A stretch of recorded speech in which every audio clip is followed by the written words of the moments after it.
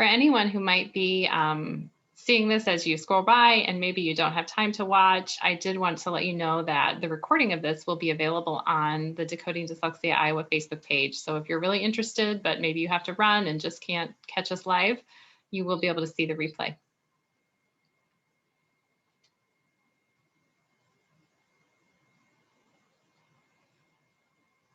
And I think we'll wait just a few more minutes and then we'll officially get started.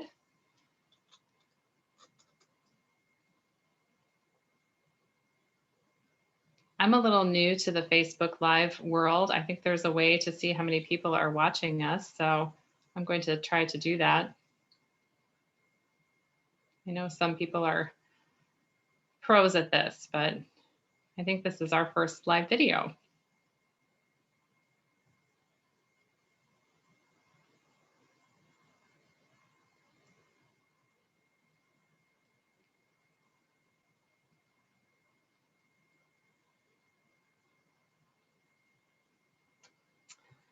All right, well, I think we're right at 4 o'clock, so why don't we go ahead and get started. I am Katie Greving. I'm the Executive Director of Decoding Dyslexia Iowa, and I'm really excited to be here today with Dr. Deborah Reed, who is the Executive Director of the Iowa Reading Research Center.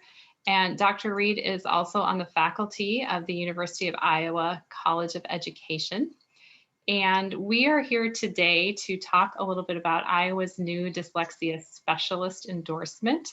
I know Decoding Dyslexia Iowa has gotten a lot of questions about it, and I believe you have as well. They're starting to come in, yes. Yes, I think there's a lot of excitement among Iowa teachers, and that's really great to see. I thought before we kind of get started, I will explain a little bit about our format and how we'll be taking questions. Dr. Reed and I are going to just have a conversation about the basic information about the endorsement and answer the most common questions that we've been getting.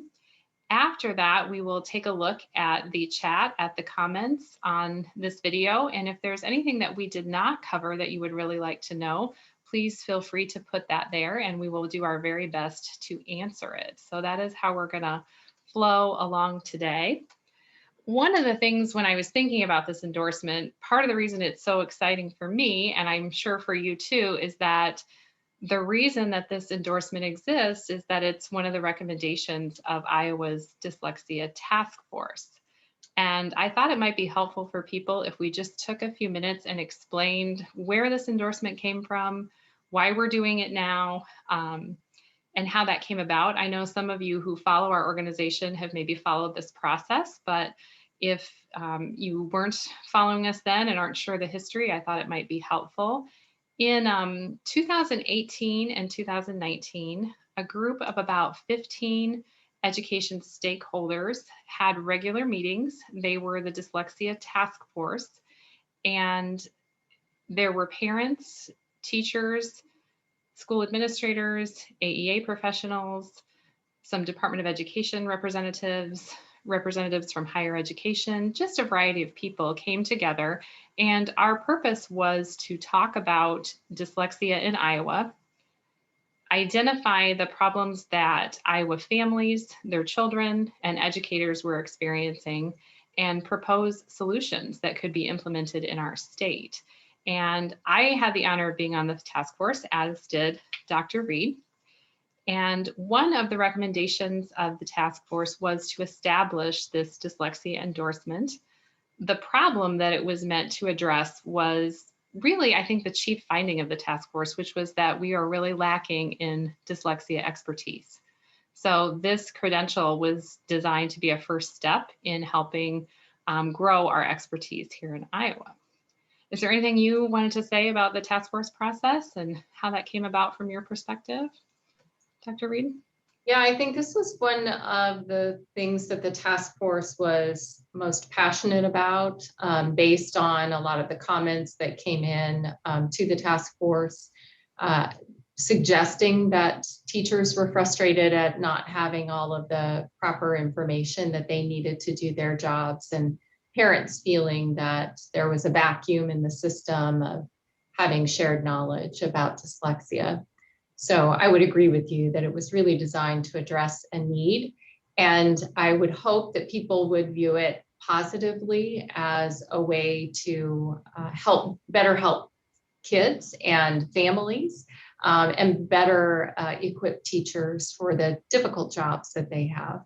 Absolutely. One of the ways that we really identified this need was we did do a survey of teachers, and I was taking a look at the task force report, which if you're interested in reading up on what the vision was for this endorsement, the task force report is available on the Decoding Dyslexia Iowa website.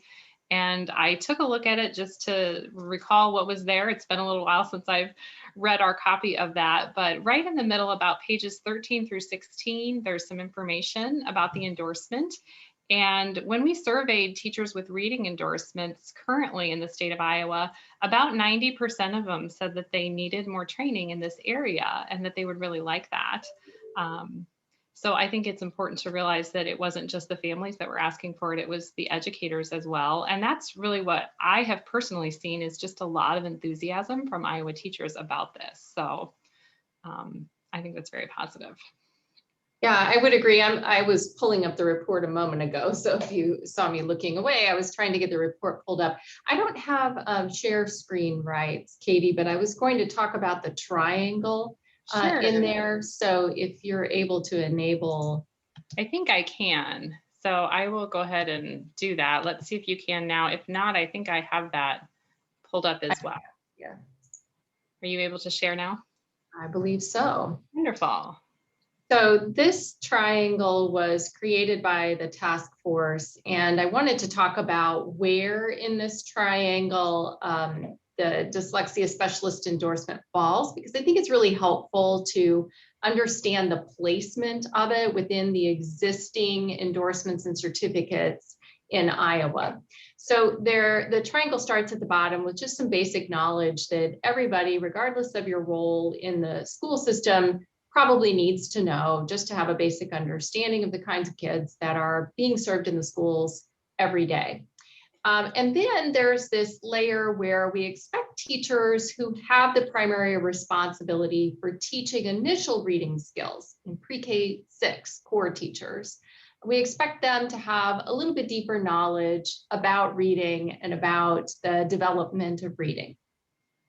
But that's all part of the initial certification process if you're going to be an elementary educator. This level 3, I would equate more to the reading endorsement, or ideally what the reading endorsement should provide is that additional information beyond what anyone who's certified as an elementary educator would be expected to know about reading development and addressing particular needs of students. And I'm going to skip over 4 for just a minute. It's obviously labeled.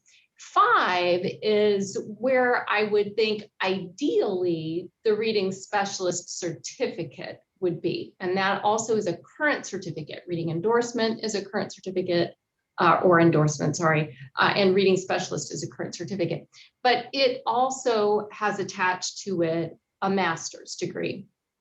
And so that's hopefully, again, ideally, this would be the pinnacle. This would be for people who have the most knowledge. I know that not all dyslexia specialist programs are designed in that way, but just conceptually, I'm explaining this is how we would think of it. And that's why the dyslexia specialist falls in this intermediary space between the current reading endorsement and then a full-fledged master's degree. So it requires that you have already completed your teacher's certification. It does not actually require in the legislation that you have a reading endorsement. We would hope that you do, and at least at our institution, I would say the majority of the individuals that are completing their elementary certification are getting the reading endorsement simultaneously. But it is not a requirement for application to the dyslexia specialist endorsement.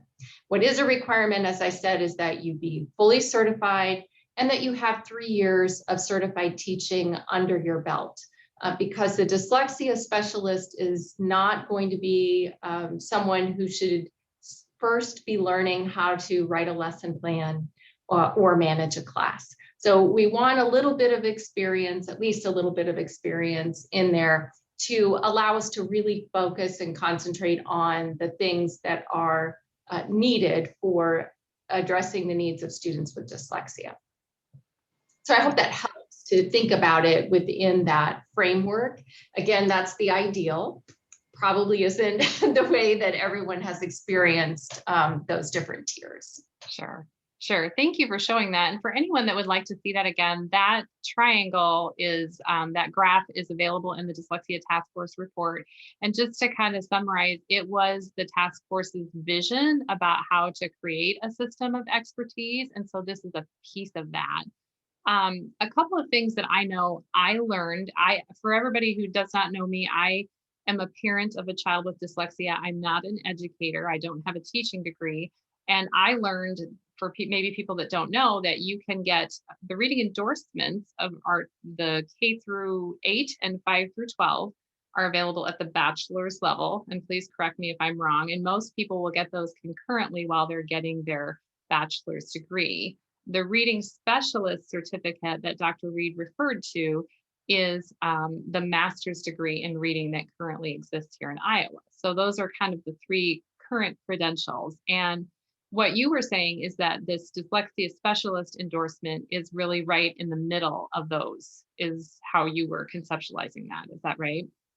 That's right, that it falls in that intermediary space between, I just got my certificate, I'm not quite ready for the full-on master's degree, but I need more help in how to address the needs of my students with dyslexia.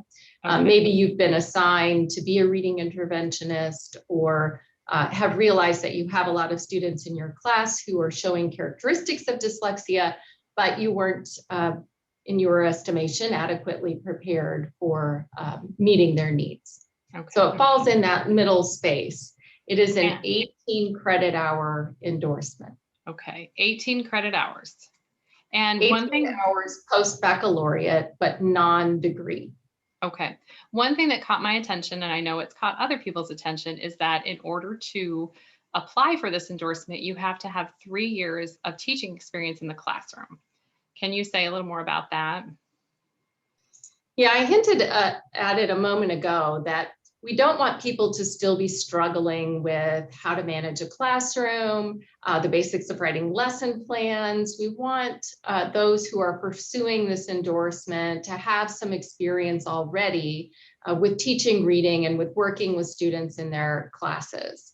There is no specific requirement about what teaching certificate you have to have, or exactly what teaching experience you have had, only that you have a current teaching certificate and that you have a minimum of 3 years of experience in the classroom. Okay. And, you know, as a task force member, I do remember discussions about this. We had some subcommittee groups going, and, you know, I think there's a variety of opinions about that. What I can tell you is that the folks in education on the task force, the teachers and AEA professionals, felt very strongly about that qualification, and that that is where that came from. So I just like to specify that that isn't something that was maybe pulled out of thin air. That was something that the task force educator representatives recommended for the reasons that you described. So. Yeah, I think it's a really good point. And there are lots of individuals who might be involved in helping students who have characteristics of dyslexia. There may be a speech pathologist involved. There may be a school psych involved. And those are not certified teachers. They still have a very important role, but they don't necessarily work with all of the students who are identified with characteristics of dyslexia, or whom teachers think might have characteristics of dyslexia. And so we were, as a task force, I recall us being really concerned about the people who were there in the moment with the kids all the time, trying to teach them and really better equipping them to serve those students, but all students more broadly as well, because having more knowledge and information about these issues would also serve to make them better educators in general to everyone. So it gave you the most bang for your buck, so to speak, by focusing on teachers, current teachers. Right. Absolutely. And I know, you know, in my world, I know quite a few people who tutor children with dyslexia. And, I've heard from a few of them that they were hoping they might be able to get it. And I think it's important for people to realize that it is, this credential was established by the Iowa Board of Educational Examiners, who by definition, they set the requirements for teaching endorsements. So it is not intended to be a general certificate of dyslexia expertise, no matter where you may work. It is intended for teachers that are working in Iowa schools. So yeah, there are other ways to gain expertise in dyslexia, and those are fully honored, but it doesn't amount to an endorsement for teaching. Sure. Okay. So some of the basics that we've covered, that it will be 18 credit hours. It is in the space between a bachelor's and a master's degree. You must have 3 years of certified teaching experience to apply. Let's talk a little bit about the classes themselves. Where are they going to be offered and when are they starting? Yeah, and I'm going to circle back for just a moment, because I think we've also had people who have asked, what if I've already finished my reading specialist certificate, but that program wasn't really oriented to helping me learn about dyslexia? Am I now excluded because I have said that this is in this in-between space? Does it exclude people who already have a master's from coming back and completing the endorsement? It does not exclude anyone who would already have a reading specialist master's or any other master's degree. We were just identifying the ideal progression of how people who were working through the system typically might go, but it doesn't mean that you can't sort of back up a little bit and learn more about dyslexia. The courses, because this is the initial cohort and currently we're the only program in the state available, so we wanted to make sure that we could serve the state and be available to working professionals. I don't anticipate anyone is going to quit their day job to work on this endorsement. So it's important for us to be flexible in the way that we're offering classes. At the same time, it's important to us that we attach the rigor to those classes. That was part of the compelling reason for creating the endorsement in the first place. So we want to make it accessible, but we aren't necessarily looking for the easiest way to accomplish the endorsement. We're looking for something that would have some strength to it. Therefore, we've designed this to be a hybrid model. And again, this is specific to our program. Any programs in the future would have that decision to make for themselves. But for our program at the University of Iowa, we will be a hybrid model. Most of the classes will be delivered online, though they will probably be synchronous online, which means everybody has to meet at the same time, probably per class, 1 day per week in the early evenings, late afternoon, early evenings. And then once a month, we'll meet as a cohort, probably in Des Moines, because it's a central location, regardless of where you are located in Iowa. There is one class that is online and asynchronous. It's the assessment course that we have. It's the only one that we anticipate will be asynchronous. But there are also 2 practicum experiences that people need to complete. And of course, those have to be done in some live, real setting, not in a virtual setting. And those will occur in 2 different semesters. One is focused on assessment, one is focused on instruction. So because of those practicum experiences in and of themselves, it's already a bit hybrid, but the courses will also be hybrid. That's great. That's a lot of great information. I know we've been getting a lot of questions about what this is going to look like. And just to make sure people understand that the initial group of people going through this Dyslexia Specialist program will it's only offered at the University of Iowa right now. And after that, other institutions can apply to offer the program using the same scope and sequence and criteria that has been developed. So is that anything you want to add to that or correct on there? Yeah, every program can design it the way that they want to, but they have to accomplish the rules for the endorsement that have been approved by the Board of Educational Examiners and have made it through the legislature and everything. So they have the freedom to design the program the way they want, but it will be evaluated against the rules that were written for the Dyslexia Specialist endorsement. Wonderful. Yes. And for those of you, if you're like me, you maybe didn't know how teaching endorsements get established. If you followed our page on Facebook, we have linked those endorsement rules for quite a while now. The Board of Educational Examiners did publish their draft, which they developed in conjunction with Dr. Reed's help. That draft was open for the public to comment on for about 60 days. And they made a few minor adjustments, and it was then approved. Those set of rules were approved by a committee in the legislature here in Iowa. And after that, they are part of our law. They are set in stone. So it isn't as though it is something that, one person wrote alone or that could be changed. They are the criteria for this specialist endorsement. So that's where those are. So right now, it'll only be at the University of Iowa. About how many candidates will be in this first cohort of educators? We anticipate this first cohort will be competitive because it's the initial cohort and there's only one option right now. And to be able to do a sufficient job at this, with it being the first one, we anticipate capping it at 30 students. Okay. So 30 students to start. And I was so excited today to see your post on Facebook that you've got a new page on your website about the Dyslexia Specialist endorsement, and it links over to the official application page, and it kind of made it all real for me. I was like, there it is. So you are taking applications right now. That's right. Applications are open as of today, and they will close for the first cohort on May 15th. Okay. Wonderful, wonderful.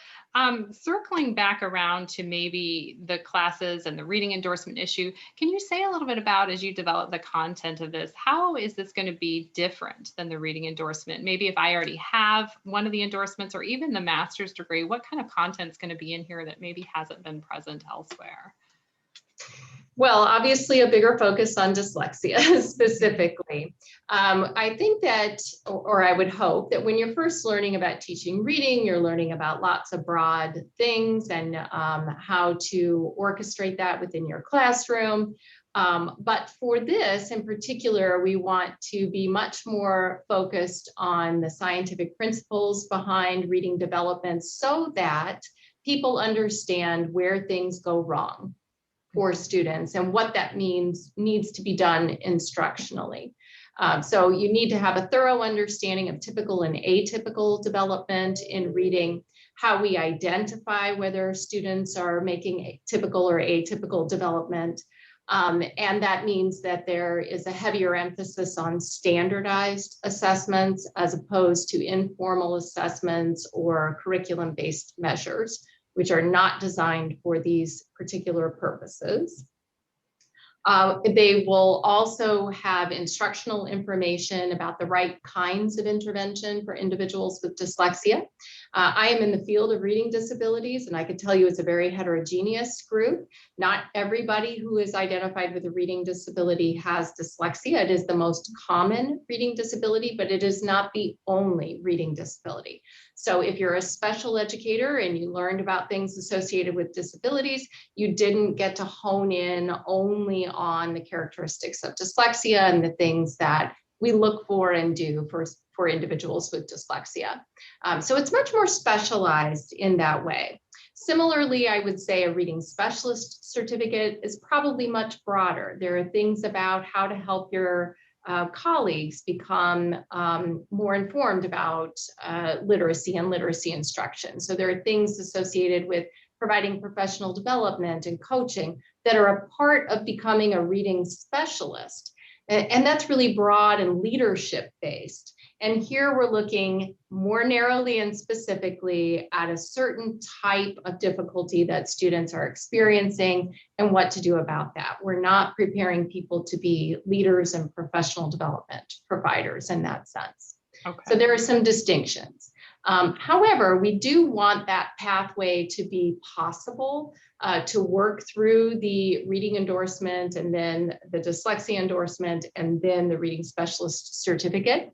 So we did intentionally within the rules build in some overlap with the rules for the reading specialist certificate.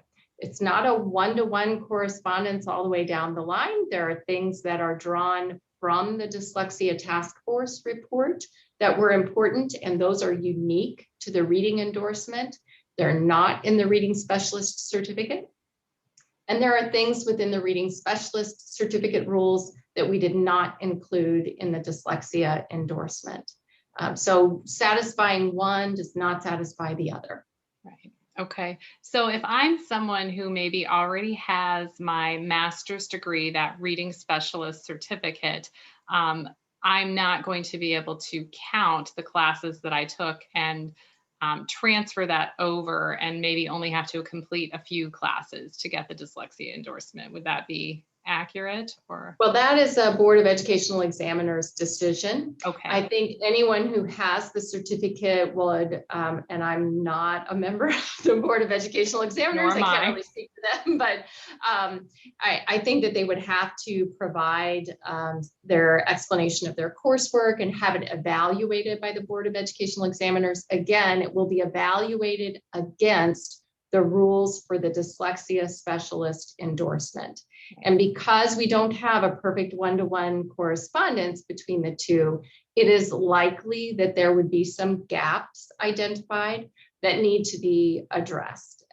So it is possible, again, it's not a guarantee, but it's possible that the Board of Educational Examiners will review transcripts and course descriptions and say, this one can apply, it seems to meet this set of rules, but there are still these other rules that are not documented as being satisfied in what you've provided us.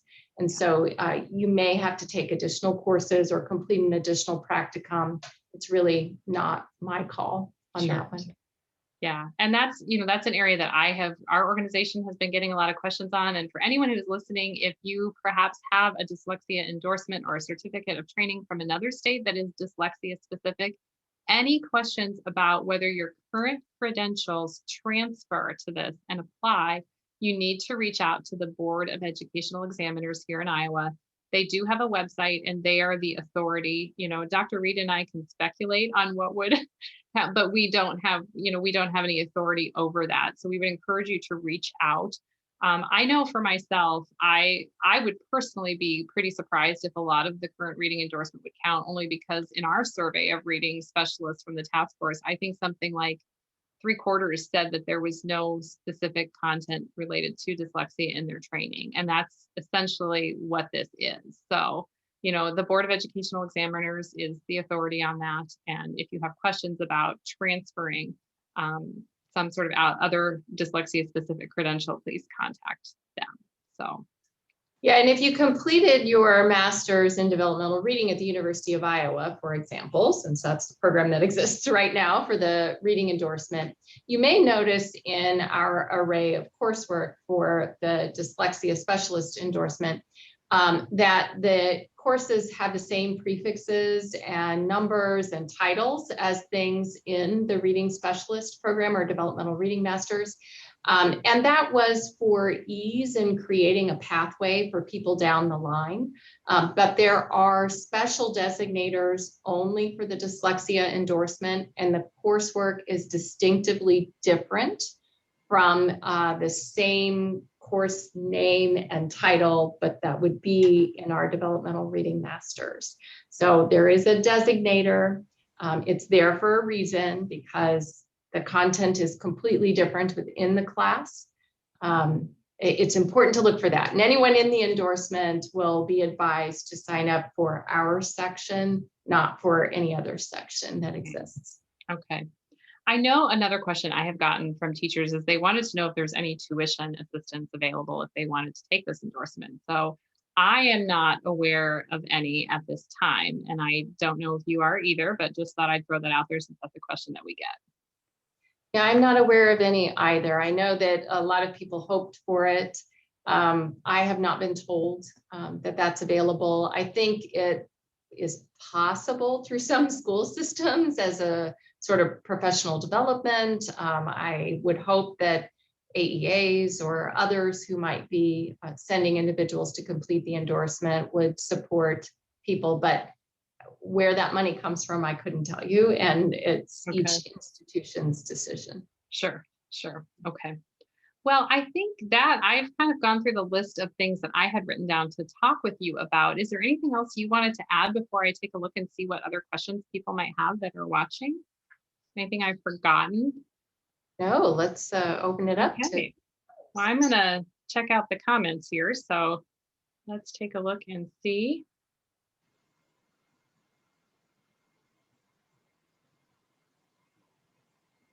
Okay, someone asked about the cost of the classes. Can you talk a little bit about that, just generally speaking?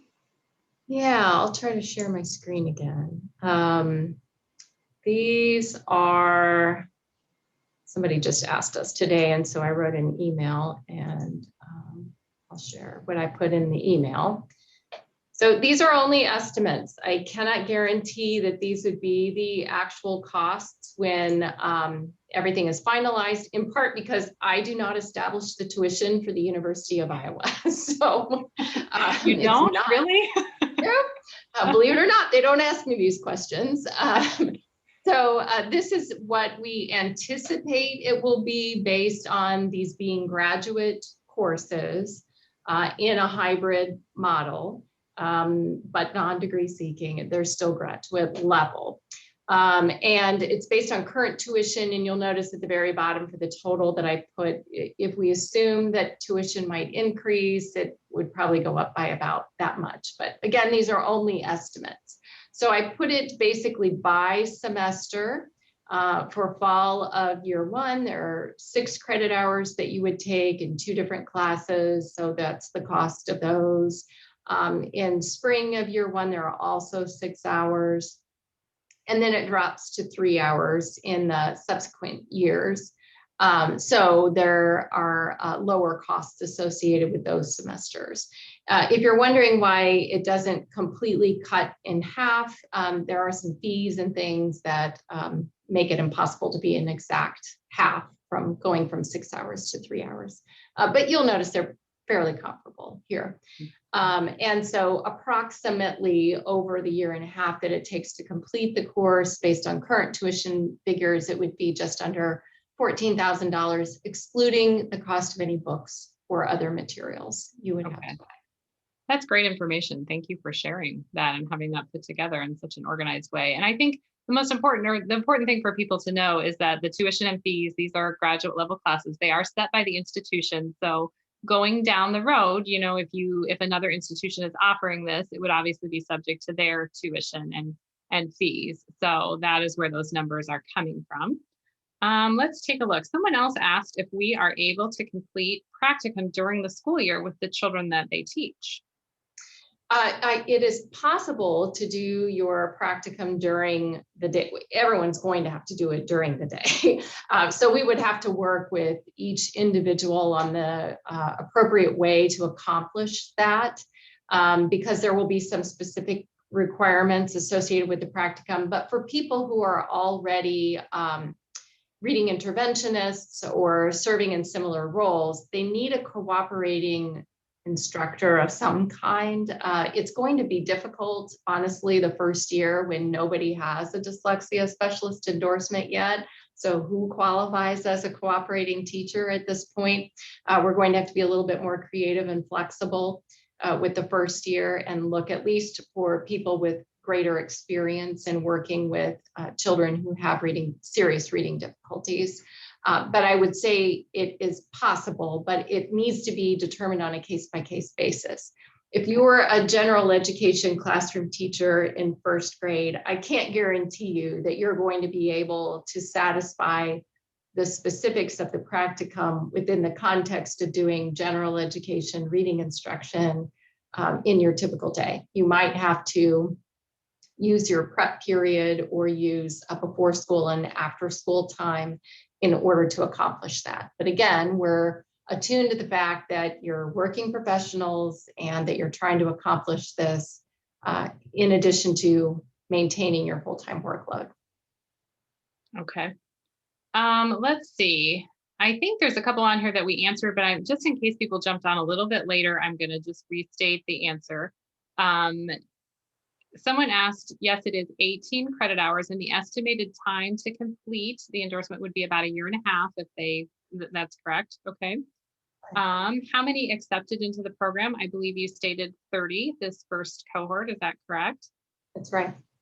And we had another question. I think there's a lot of people that are kind of wondering, is it now part of the Master's Reading Specialist program? And I think Dr. Reed answered that it is a different program, but it's possible that those, you want to say a little more about that just so we're clear? Yeah, we're looking at different pathways to a master's. One pathway might be through special education. Another pathway would be the way it was intentionally designed is to complete the reading specialist certificate and what, at least at the University of Iowa, is called the developmental reading masters. But we're trying to look creatively at what the potential pathways might be to a master's. And it's going to be dependent upon those programs to consider how they want to count our dyslexia specialist endorsement classes towards their master's degree. I can't control what they accept for their master's degrees. So we're just trying to leave some pathways open and then encourage the people in charge of those programs to honor the credits that were earned in our program. Right. And I think, what I hear you saying is it's really going to be specific to the institution and the program. So if I'm running the reading specialist program at an institution, it's going to be up to me whether to say, okay, these dyslexia specialist classes will count towards that. And, personally, in thinking about what would be the most attractive, if I were an educator, I know I'd like to go to a program that would allow those credits to be part of that progression. It's just a better use of my time and money. So hopefully that will be something that, when other institutions are involved, that people see as valuable to do. So. Yeah, I agree. It's a big investment. I mean, the numbers I put up there, it's an expensive program when you're looking at graduate coursework. Right. And we're 18 credit hours. The master's is 35 credit hours. So you're a little over halfway there. Mm-hmm. At the time that you finish the endorsement. It'd be nice to be able to just finish it out.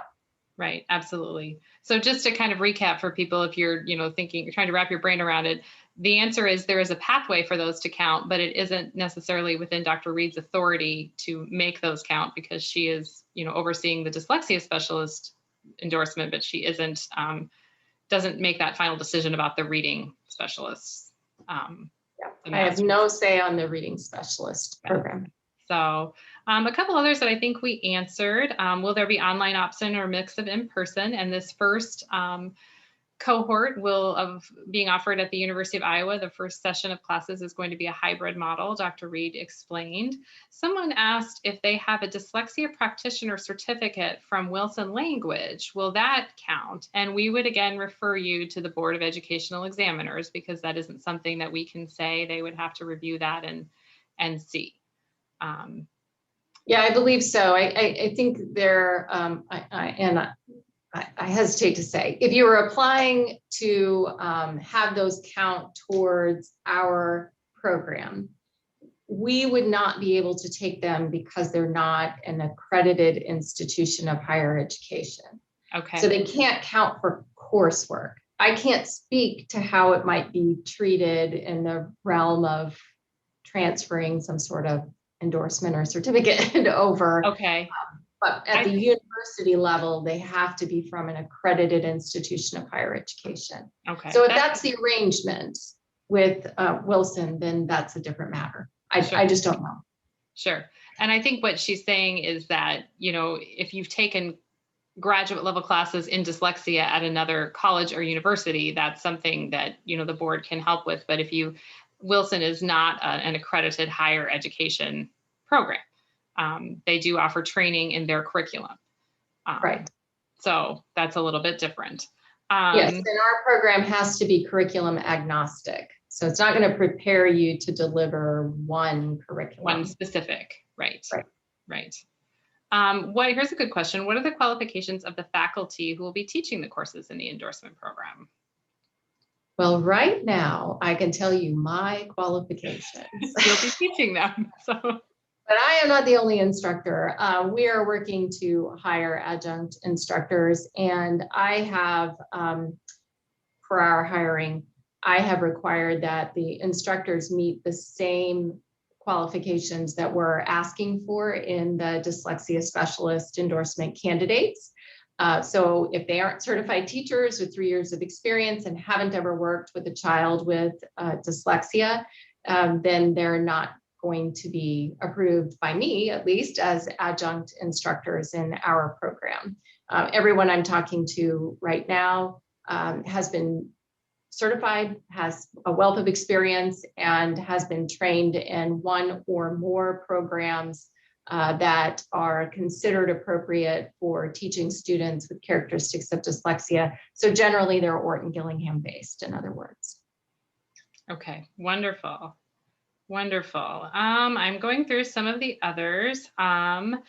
Someone would like to know, you mentioned that it'll probably be competitive for this first round of applicants. How are applicants going to be evaluated, and what are some of the criteria that will dictate who gets into the program versus who does not? Yeah, meeting the minimum requirements is the first look.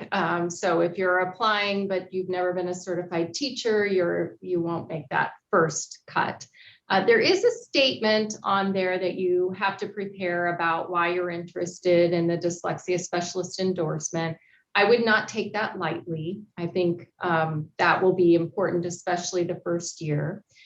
You do have to submit 2 letters of recommendation, and so we'll be looking at what your recommenders say about you. And we are also somewhat obligated to allow for a geographic distribution in this first cohort. We can't have pockets of haves and have-nots in Iowa.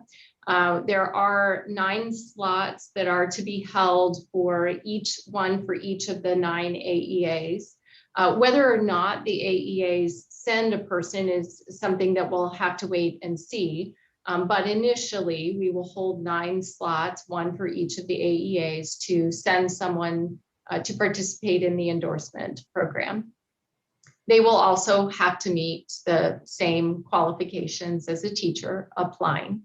But that starts the geographic distribution.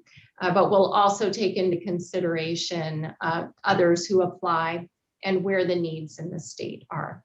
Okay.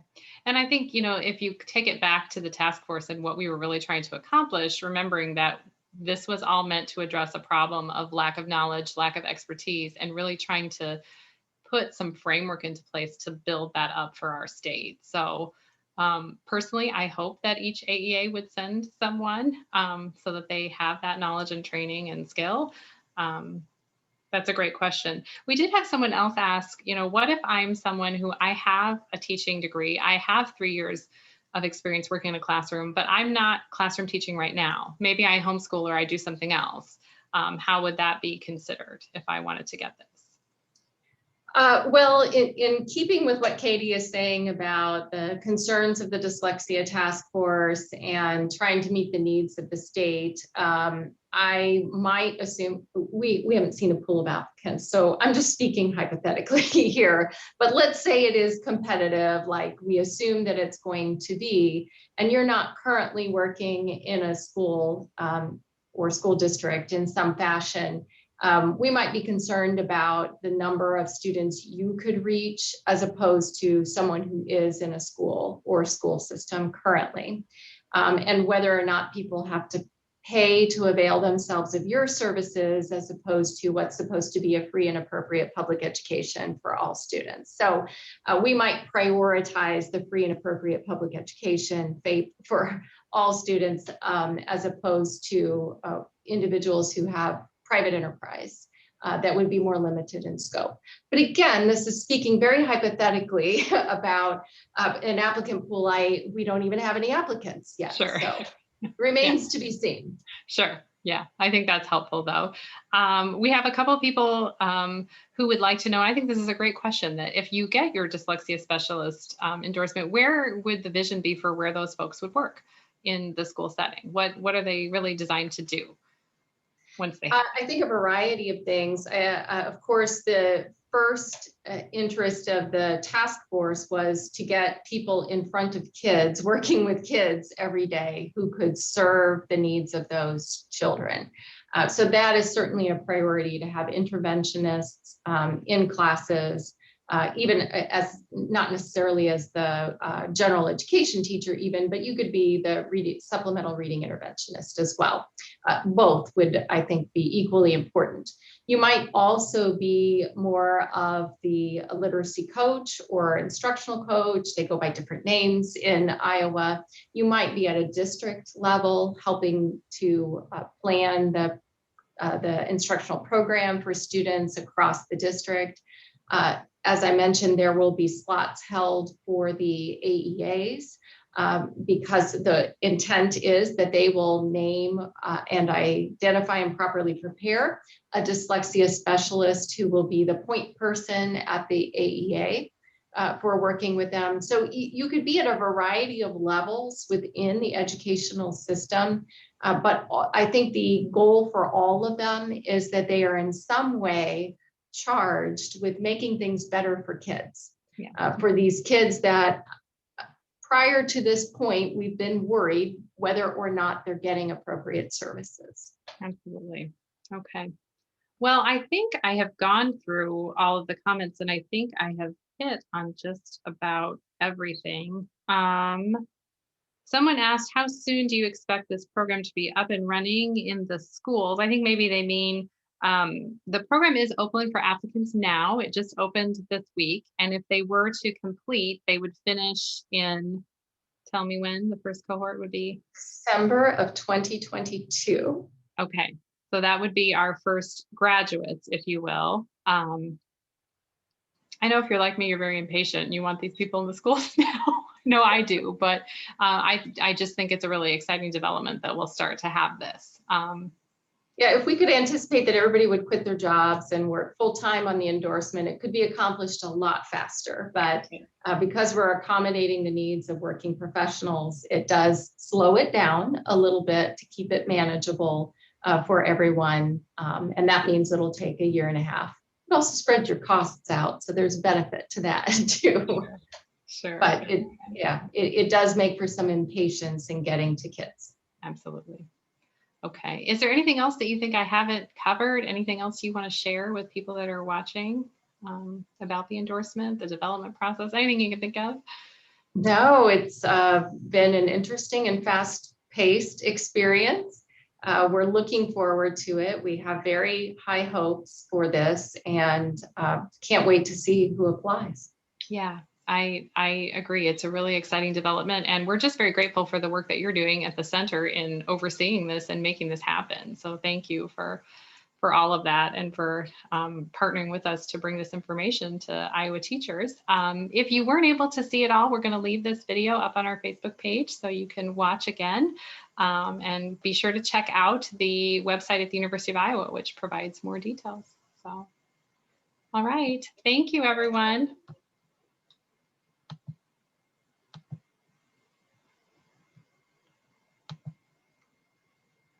Okay.